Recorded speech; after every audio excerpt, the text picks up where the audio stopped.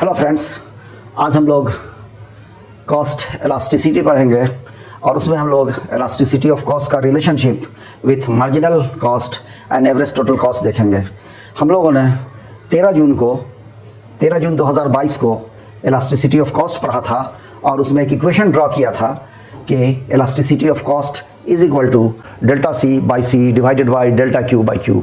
और वो इक्वेशन हम लोगों का अल्टीमेट इक्वेशन आया था elasticity of cost is equal to delta C into Q divided by delta Q into C.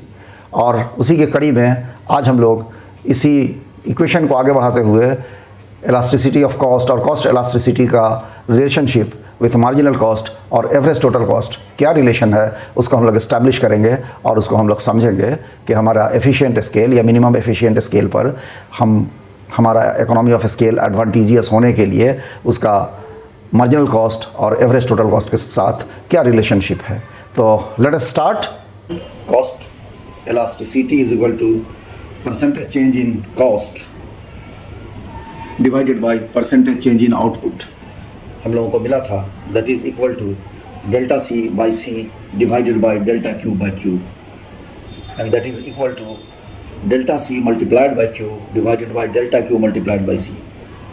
और हम लोगों ने इसमें कॉस्ट इलास्टिसिटी को डिफाइन करने की कोशिश किया था, जो हम लोगों ने बताया था it is also called cost output elasticity.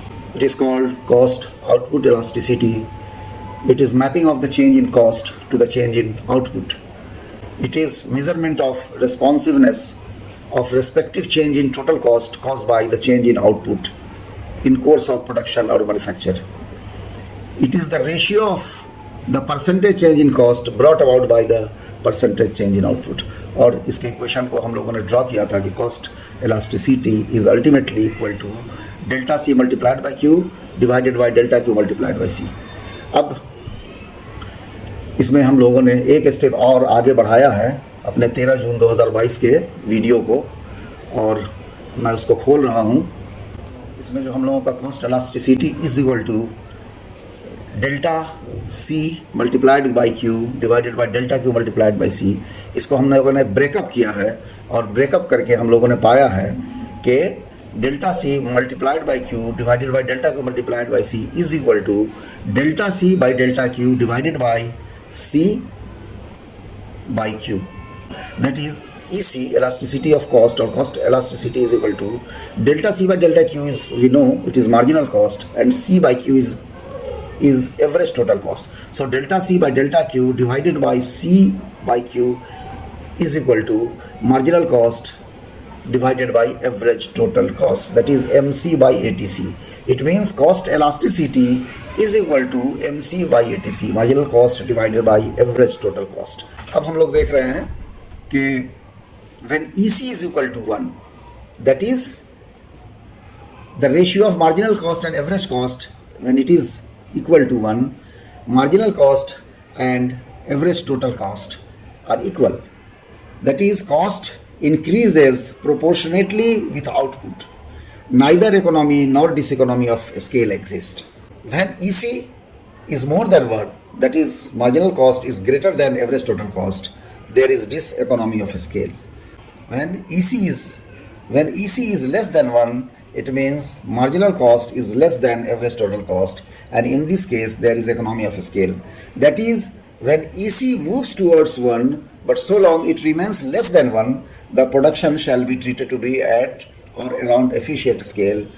There exist economies of scale at that level of production, that is the economy of scale is advantageous. हम लोग देख रहे हैं कि जैसे ही हम लोग पांचवा कंप्यूटर तैयार करते हैं, हमारा मार्जिनल कॉस्ट जो है वो 14,000 रुपये होता है और एवरेज टोटल कॉस्ट 34,000 के करीब करीब पहुंच जाता है।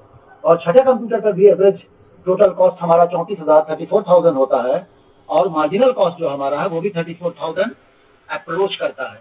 यानी हम लोग जब 5 कंप्यूटर बना लिए होते हैं तो हमारा मार्जिनल कॉस्ट 14,000 होता है और एवरेज टोटल कॉस्ट 34,000 रुपये होता है, और छठा के कंप्लीशन पर हमारा मार्जिनल कॉस्ट और एवरेज टोटल कॉस्ट दोनों 34,000 रुपये हो जाता है।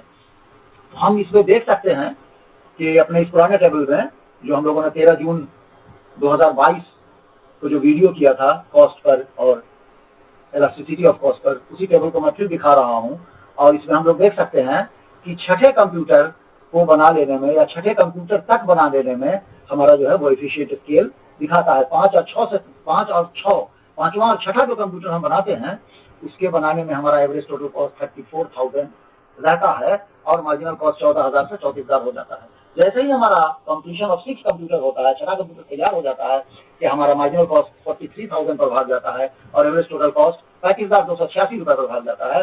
गोया कि अगर हम अपने प्रोडक्शन को छठे कंप्यूटर तक ही ले जाएं तो हम मिनिमम पर कंप्यूटर कॉस्ट हम अचीव कर लेते हैं। और यही हमारा, इसको हम जरा सा फिर दूसरे डायग्राम को देखें, एवरेज टोटल कॉस्ट और मार्जिनल कॉस्ट के डायग्राम में हम इसकी ज्योमेट्री को हम देख रहे हैं कि जैसे ही हम छठे कंप्यूटर तक पहुंचते हैं, पांचवा कंप्यूटर पर भी हमारा एवरेज टोटल कॉस्ट लगभग 34,000 है और छठा पर पहुंचते हैं, उसके बाद हमारा मार्जिनल कॉस्ट भागने लगता है ऊपर। इस पॉइंट से देखें, इस ग्रीन पॉइंट से ग्रीन पॉइंट के ऊपर, और हमारा एवरेज टोटल कॉस्ट भी आगे भागने लगता है। तो हमारा जो एफिशिएंट स्केल और मिनिमम एफिशिएंट स्केल जो है ये 5 to 6 कंप्यूटर है। और इसी पोजीशन पर अगर हम लोग इकोनॉमी ऑफ स्केल को लें तो ये एडवांटेजियस होगा।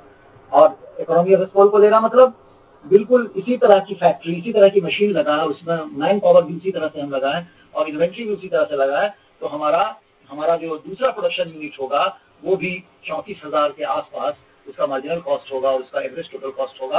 और 5 से 6 कंप्यूटर अगर हम तैयार करें हर यूनिट में पर घंटा, तो हमको वो एडवांटेजियस मेरा होगा। तो इसीलिए इस छठे कंप्यूटर पर या 5 to 6 कंप्यूटर का जो रेंज है ये हमारा एफिशिएंट स्केल है।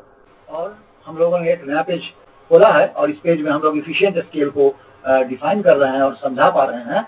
तो हम लोग देख रहे हैं कि the MES is the lowest point on an average total cost curve at which a firm has the minimum cost, and to have the economy of scale at this point is advantageous to the firm. Efficient scale is 5 to 6 computers in this case, and if the firm produces less or more than 5 to 6 computers per hour, average total cost rises over 34,000. 5 से कम और 6 से ज्यादा अगर हम बनाएंगे तो हमारा cost ऊपर चला जाएगा, ज्यादा हो जाएगा।